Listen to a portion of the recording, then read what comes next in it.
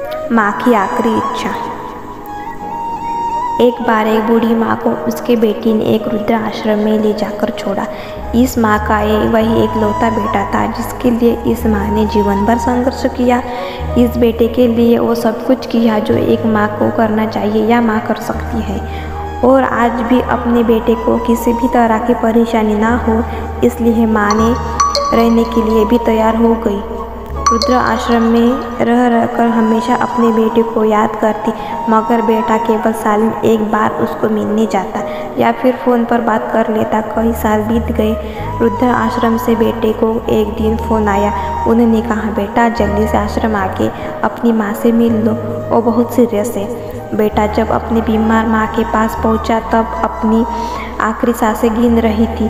बेटे ने अपनी माँ से उसकी आखिरी इच्छा पूछते हुए कहा, माँ मैं तुम्हारे लिए क्या कर सकता हूँ बताओ। माँ ने कहा, बेटा इस आश्रम में गर्मी और मच्छर बहुत ज़्यादा है, यहाँ पर कुछ पंखे लगवा कर देना। फ्रिज ना होने की वजह से यहाँ पर हम बूढ़े को कई बार भूखे पेट ही सोना पड़ता है, क्योंकि किसी ने दिया हुआ खाना खराब होने से नहीं बचा पाते। तो इस आश्रम के लिए 1-2 फ्रिज भी खरीद कर दे देना।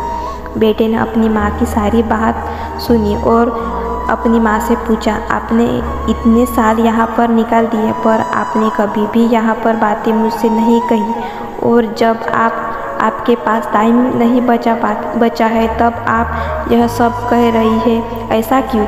माँ ने बेटे को जवाब देते हुए कहा, बेटा मैंने गर्मी, भूख और पीड़ा सहन कर ली, लेकिन मुझे पता है मैं जब तेरे बच्चे तुझे यहाँ पर छोड़कर जाएंगे तब तू यह सब सहन नहीं कर पाएगा।